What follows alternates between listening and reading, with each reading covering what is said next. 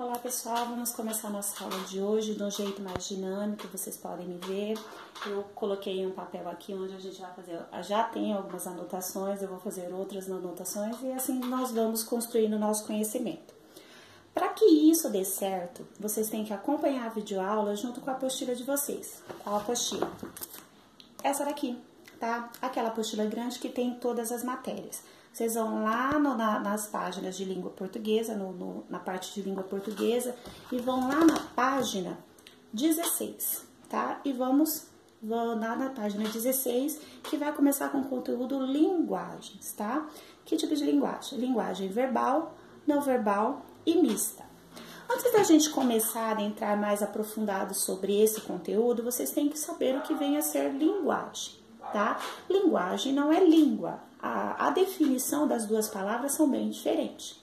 Língua, vamos lá para a língua. Língua é o nosso código linguístico, seria as nossas formas de escrita, formas de comunicação, formas de escrita, que seria o nosso alfabeto, as construções de palavras, enunciados, frases, orações, enunciados. A linguagem está relacionada à forma de comunicação, tá?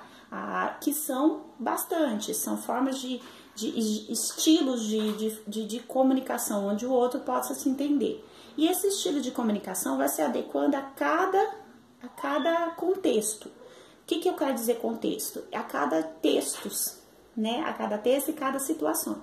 Isso são chamados de linguagem.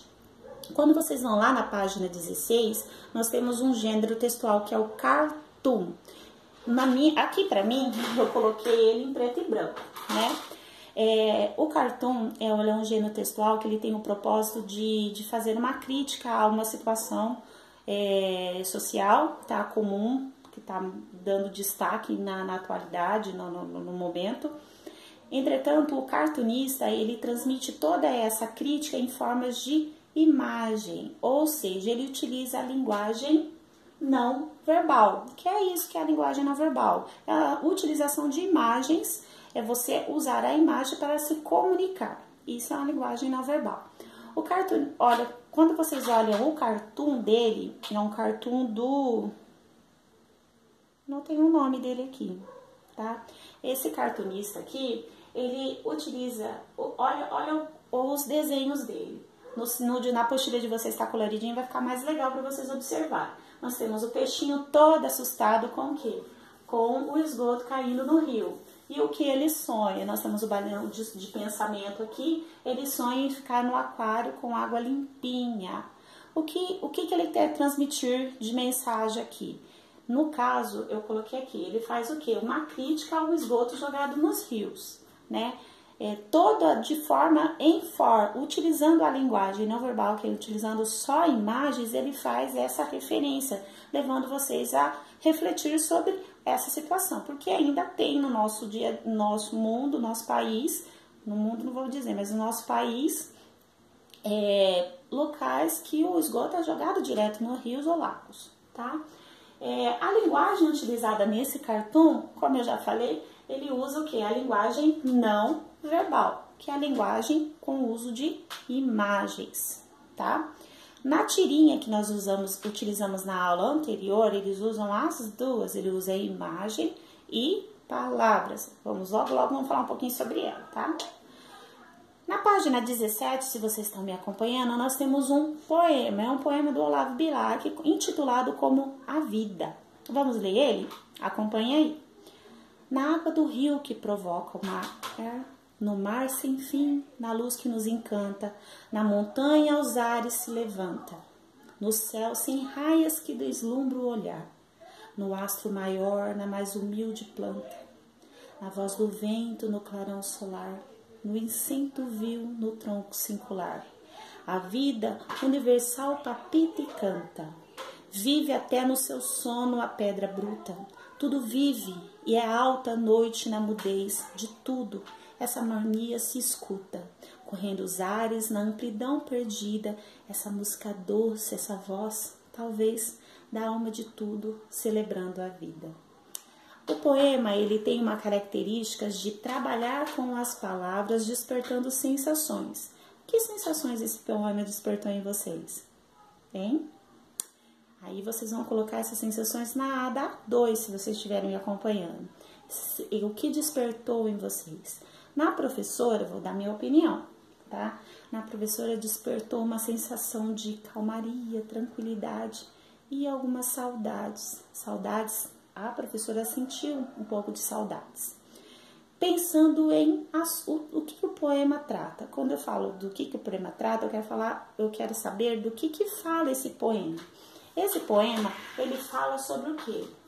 Ele fala sobre as diferentes formas da vida, as diferentes formas de viver, né? Diferentes vidas, formas de viver, tá? E olha que interessante, vocês podem perceber que é uma forma de comunicação escrita, ou seja, o gênero textual poema, ele usa a linguagem verbal. Linguagem verbal vem de verbalizar, falar, escrever, usar palavras, tá? Então, ele usa a linguagem verbal. Agora, vamos pensar com a professora. Seria possível colocar imagem em vez de palavras neste poema? Olha só. Se a gente colocasse só a imagem, será que atenderia o objetivo do gênero textual, que é o poema? Vamos pensar. 2 minutinhos? Acabou os minutinhos? Não, gente, não seria possível. Por quê? O propósito, o objetivo do poema é encantar com o uso das palavras. Se você usa a imagem, ele vai perder todo aquele objetivo do poema, do gênero textual. Então, não dá para poder fazer essa troca, tá? Nem todos os gêneros textuais dá para fazer, né? Essa troca não seria possível, tá bom? Porque não atenderia o objetivo do gênero, tá? Então, o poema, a linguagem utilizada nele é linguagem verbal.